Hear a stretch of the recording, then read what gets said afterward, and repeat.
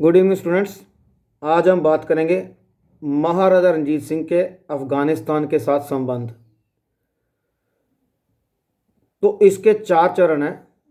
हालांकि जब महाराजा रणजीत सिंह ने पंजाब में जो राजगद्दी संभाली तो उस वक़्त जो उत्तरी पश्चिमी पंजाब था वहाँ पर अफ़गान राजा थे, लेकिन ज़्यादातर जो उनके सरदार थे। लेकिन अफ़गानिस्तान में अफरा तफरी थी। इस समय सारे लगभग आज़ाद ही हो चुके थे। तो महाराजा रणजीत सिंह के एक मन था कि जो इन अफ़गानों ने, मुसलमानों ने हमारे ऊपर अत्याचार किए तो इनको सबक भी सिखाना है। दूसरा ये था कि वो एक महत्वाकांक्षी था और अपने राज्य का विस्तार भी करना चाहता था। तो इसलिए इनको उसने जीतने के निश्चय किया। तो इस जो उसके जो रिलेशन है अफ़गानों के साथ, उसको चार चरणों में हम बांटते हैं। जो पहला चरण आता है वो आता है 1797 से 1813 तक, और दूसरा आता है 1813 से 1834 तक। तीसरा आता है 1834 से 1837 तक, और फिर आता है 1838 से 1839 तक, जब महाराजा रणजीत सिंह की मृत्यु हो जाती है। तो पहला चरण आता है कि जब शाहजमान ने हमला किया। शाहजमान अहमद शाह अब्दाली का पोता था और तैमूर का पुत्र था। 3 बार वो हमला कर चुका था। तो 1798 में जब उसने लाहौर पर हमला किया तो महाराजा रणजीत सिंह ने उसके ऊपर हमला कर दिया। वो लाहौर के कोई बुर्जों पर चढ़ गया और उसने शाहजमान को ललकारा। लेकिन in the mean time Afghanistan में कोई गड़बड़ होगी पीछे, और उसको अफगानिस्तान लौटना पड़ा। अब महाराजा रणजीत सिंह दयालु भी था, कूटनीतिज्ञ भी था।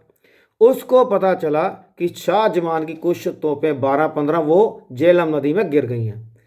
तो महाराजा रणजीत सिंह ने यह किया, अपनी ओर से अच्छाई कि उन तोपों को निकाला और शाहजमान के पास भिजवा दिया। शाहजमान इससे खुश हो गया और उसने कहा, महाराजा रणजीत सिंह जी, आज से आप मेरी ओर से लाहौर के राजा, मैं कभी आपके ऊपर हमला नहीं करूंगा। और उसने खिल्लत यानी कि गिफ्ट भी भेजे। उसके बाद ये हुआ कि अब उनमें आपस में लड़ाई होगी और जो शाह शुजा था उसको गद्दी से उतार दिया गया, अंधा भी करवा दिया गया, और उसका सौतेला भाई शाह महमूद वो गद्दी पर बैठा। वो भी लगभग 3 साल तक बैठा। उसके बाद फिर शाह शुजा ये बैठ गया, लेकिन शाह शुजा योग्य शासक साबित हुआ और उधर अफरा तफरी मच गई। तो महाराजा रणजीत सिंह ने फ़ायदा उठाया। उसने कसूर, जंग, खुशाब, साहिवाल कई अफगानों प्रदेशों पर कब्जा कर लिया।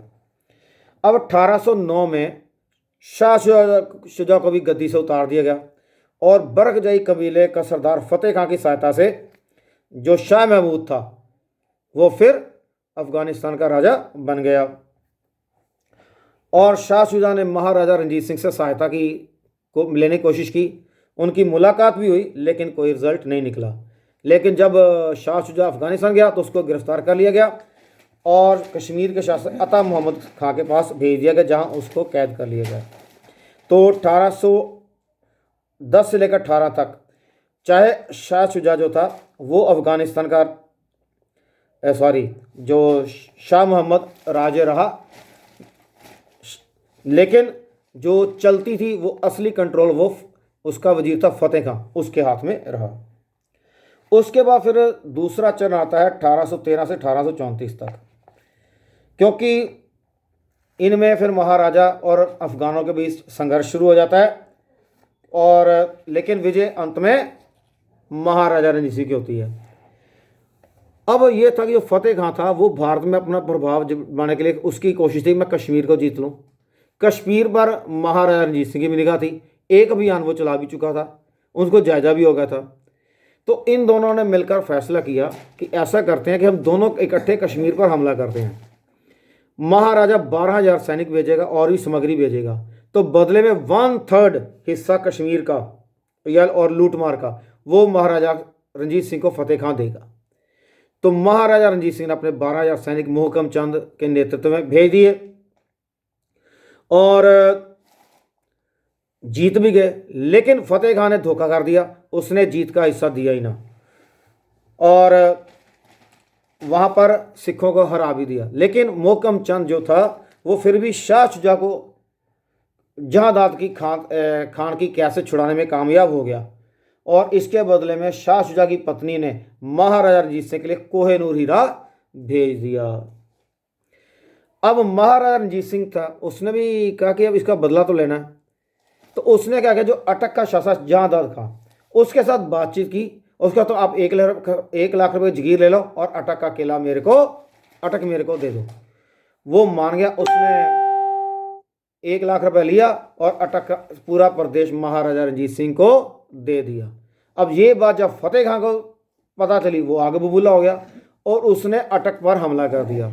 और अटक के पास एक जगह थी हजरो, वहां पर युद्ध हुआ, लेकिन उसमें फतेह खां बुरी तरह हार गया और वह हार के काबुल की ओर भाग गया।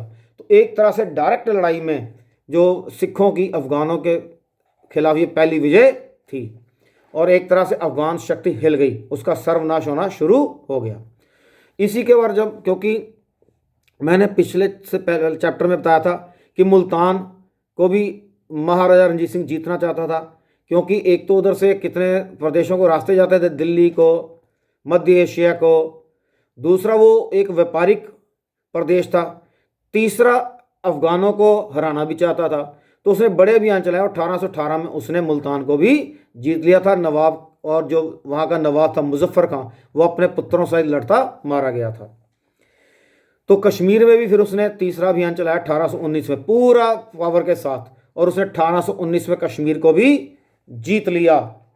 और 1820 में इन्होंने डेरा इस्माइल खां, डेरा गाजी का, बन्नू, टोंक, मानकेरा, ठीक है, इनको भी जीत लिया। उसके बाद रणजीत सिंह ने 1818 में क्या किया कि जहांदाद, पेशावर का शासन जहांदाद खां को सौंप दिया। लेकिन जब महाराजा रणजीत सिंह वापस आया तो यार मोहम्मद खान ने जहांदाद खां के ऊपर हमला कर दिया और फिर कब्जा कर लिया। लेकिन महाराजा रणजीत सिंह ने 1822 में फिर आक्रमण किया और जो यार मोहम्मद खां था उसने संधि कर ली। कहता मैं 50,000 आपको नजराना देता हूं और आपकी अधीनता भी स्वीकार करता हूं। अब ये बात देखी तो आज़म खां गुस्से में आ गया। उसने 1823 में यार मोहम्मद खां को हरा दिया और पेशावर पर कब्जा कर लिया और उसने सिखों के खिलाफ जिहाद की घोषणा कर दी। जिहाद मतलब धर्म युद्ध की, सारे मुसलमान इकट्ठे हो जाओ, सिखों को मारना है। और लेकिन महाराजा रणजीत सिंह कौन से काम थे, उन्होंने कितने अपने जो जर्नैल थे उनको और अच्छी तरह पावरफुल आर्मी भेज दी और टिब्बा टेरी या नौशहरा, यहाँ पर एक भयंकर युद्ध हुआ और आज़म खां हार के भाग गया। और फिर इसने 1 लाख रुपए वार्षिक जगीर टैक्स लेकर यार मोहम्मद खान को पेशावर सौंप दिया। आज़म खां इसको अपमानना सहस का, लेकिन उसकी मृत्यु हो गई। अब अगर एक था सैयद अहमद, वो एक कट्टरवादी मुसलमान था, उसने भी सिखों के खिलाफ जिहाद की घोषणा कर दी। तो कुछ वो कबीले थे, लेकिन फिर भी जो महाराजा का बेटा था राजा कुंवर शेर सिंह, उसने बालाकोट में लड़ाई में सैयद अहमद को मार दिया। फिर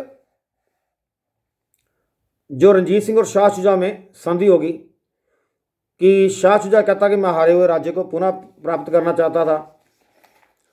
अब उसने कहा कि अगर मेरे को आप अफगानिस्तान का राजा दे दो तो मैं पेशावर को आपको दे दूंगा, लेकिन यह बातचीत असफल रही। और लेकिन फिर 12 मार्च 1833 को महाराजा रणजीत सिंह और शाह शुजा के बीच में एक संधि हुई। तो शाह शुजा ने जो महाराजा रणजीत सिंह ने जीते हुए प्रदेश से सिंध नदी के उत्तर पश्चिम में सारे प्रदेशों पर महाराजा के अधिकार को स्वीकार कर लिया और बदले में महाराजा ने दोस्त मोहम्मद खां के खिलाफ लड़ने के लिए उसे 1,25,000 रुपये तथा कुछ सैनिक और युद्ध सामग्री भी दी। अब रणजीत सिंह ने शाह शुजा से संधि कर ली, लेकिन उनको इनके ऊपर विश्वास नहीं था। शाह शुजा दोस्त मोहम्मद खां का जो सत्ता संघर्ष हुआ तो महाराजा ने कहा कि मैं अब इसको अपने राज्य में ही एनेक्स कर लेता हूँ, विलीन कर लेता हूँ। तो उन्होंने भी हरि सिंह नलवा, कुंवर नौनिहाल सिंह, जनरल वेंटुरा के नेतृत्व में पूरी सेना भेजी और जो सुल्तान मोहम्मद था वो डरकर पेशावर से भाग गया और 6 मई 1834 को महाराजा रणजीत सिंह ने इस पर पूरा कब्जा कर लिया और हरि सिंह नलवा को यहाँ का गवर्नर या नाजिम नियुक्त कर दिया। 1834 में कंधार के युद्ध में दोस्त मोहम्मद खान की सेना ने शाह शुजा को पराजित कर दिया। उसे बड़ी प्रसन्नता हुई, लेकिन कंधार में तो वो जीत गया, लेकिन जब उसे पता चला कि महाराजा रणजीत सिंह ने पेशावर जीत लिया, तो यही उसकी जो खुशी थी वो गमी में बदल गई। तो ये 2 चरण है, इनके बारे में आप अच्छी तरह पढ़िए, और कल हम तीसरे और चौथे चरण और इसकी जो मूल्यांकन है वो कल करेंगे। Thank you very much, have a nice day.